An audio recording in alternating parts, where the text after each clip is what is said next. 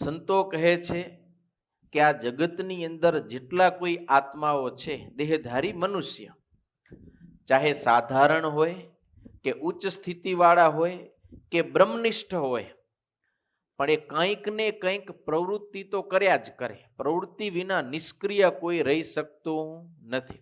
સમજી ગયા તમે? અને આપણે જગતમાં જોઈ રહ્યા ને, આમ હાવ નિવૃત્ત થઈ ગયા હોય, આમ કહેવાય એમ કે છોકરાઓ કામે લાગી ગયા હોય, છોકરાઓ પરણી ગયા હોય, એની ઘરે દીકરાઓ થઈ ગયા હોય, દીકરાઓએ બધો ધંધો સંભાળી લીધો હોય, તો એ ઘેઢા થઈ જાય તો એ નિષ્ક્રિય ન રહી શકે.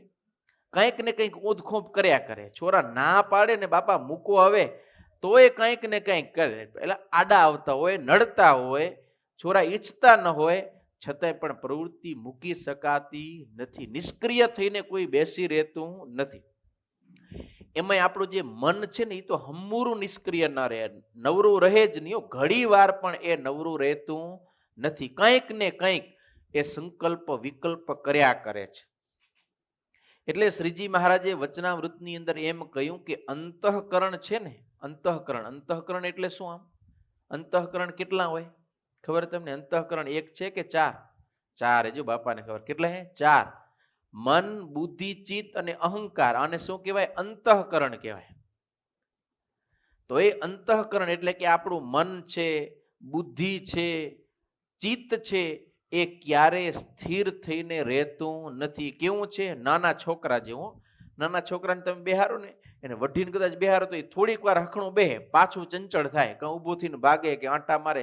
એમ જેમ નાનકડું બાળક ચંચળ હોય, એમ આપણું મન ચંચળ છે. શ્રીજી મહારાજે ખાલી એક નાનું બાળક એટલું જ નહીં, પછી વધારે શું કીધું? વાનરા જેવું. વાનરું હોય ને, વાંદરાનું બચ્ચું, એ ક્યાંય ધ્યાનથી બેઠો તમે જોયું? એક આમ થોડીક વાર એવો હરખણું રહીને બેહી હગે નહીં. જપા જપી, ખેલ કૂદ, આંટા ફેરા સતત ચાલુ જ હોય. વળી કૂતરું હોય તો એ કદાચ થોડીક વાર નિરંત કરીને બેસે, ન કે એ હળિયાપટ્ટી કરતું હોય. બાળકનો રમાડનારો એ હખણો ન રહી શક્યો. કેમ? ઓલું બાળક હખણું રહે તો બાળકનો રમાડનારો સ્થિર રહી શકે, ને કે એ બચારો કેમ નિરાતે બેસી શકે? એટલે શ્રીજી મહારાજે આ ચાર ઉપમા આપી. મન કેવું છે? એક નાના છોકરા જેવું, વાનરા જેવું, કૂતરા જેવું અને બાળકને રમાડનાર જેવું. એવો આપણા અંતઃકરણનો સ્વભાવ છે. જેમ કોઈક પુરુષને ભૂત વશ થયો હોય, એ ભૂતને જો કામ ન બતાવે ને તો ભૂત છે એ ખાવા તૈયાર થાય. એમ આપણું મન પણ ભૂત જેવું છે. જો એને આપણે ભગવાનમાં જોડી ન રાખી તો પછી અધર્મના ઘાટ ઘડ્યા કરે, જે તે સંકલ્પ વિકલ્પ કર્યા કરે અને ભગવાનની ભક્તિમાંથી આપણને પાડી નાખે, સ્વધર્મમાંથી ભ્રષ્ટ કરે. એ જ આપણું મન આપણને ખાવા દોડ્યો કહેવાય.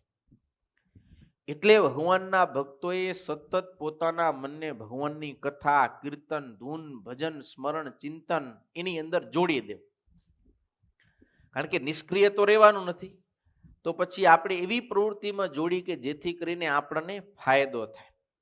હવે મન છે ને, અનાદિકાળથી જગતની વાસનાથી વસિત છે. એટલે મન છે ને એ સતત જે સાંસારિક વિષયો હોય ને, ખાવું, પીવું, સૂંઘવું, સાંભળવું, જોવું, સ્ત્રી, છોકરા, વાડી, ખેતર, પાદર, એની પાછળ સતત દોડ્યા કરે છે. મન આપણું છે. જગતના વ્યવહારમાંથી ક્યારે એ નિવૃત્તિ લેતું નથી અને એને કારણે જ એને ઘણી બધી મુશ્કેલીઓ ભોગવવી પડે. તમે જુઓ, આપણે સતત પ્રવૃત્તિશીલ છીએ, કેટલાય એની અંદર પ્રોબ્લેમ આવે, દુઃખ આવે, મુશ્કેલી આવે, કષ્ટ આવે, છતાંય કોઈ દી કંટાળો આવે રહ્યો? જગતની કોરથી કોઈ દી કંટાળો આવતો નથી. કેમ? તો કે જીવે જગતની અંદર અજ્ઞાનતાને કારણે સુખ માની લીધું છે કે આમાંથી મને સુખ મળશે. એટલે દુઃખદાયી બાબતો છે, છતાંય પણ એને દુઃખકારી જણાતી નથી. એમાં એને સુખ મનાય છે. વાસ્તવિકતા એ સુખ નથી, પણ અજ્ઞાનતાને કારણે, અજાણતા એને જે મુશ્કેલી ભરી બાબતો જગતની, એની અંદર એને સુખ માની લીધું. પણ એ હવે ક્યારે એને સાચું સમજાય? તો કે શાસ્ત્રોનું શ્રવણ કરે, સંત સમાગમ કરે, એના દ્વારા એને સાર અસારનો વિવેક થાય. સાર અસાર એટલે સાચું શું, ખોટું શું, હકીકતમાં સુખ કયું છે અને દુઃખ કયું છે, એ ખબર પડે ને ત્યારે એને જગત કોરથી પોતાના મનને વૃત્તિ પાછી વળે. જ્યાં સુધી સાર અસારનો વિવેક ન સમજાય ત્યાં સુધી કોઈ પણ રીતે મન એ જગતની કોરથી પાછું વળતું નથી. એને મોક્ષદાયી પ્રવૃત્તિની અંદર ક્યારેય ઈચ્છા નથી થતી. આત્મકલ્યાણ સાધવામાં એને ક્યારે પ્રીતિ થતી નથી. એનું અંતઃકરણ એટલે કે આ મન બુદ્ધિ ચિત્ત અને અહંકાર એ ક્યારે એમાં લાગતા નથી.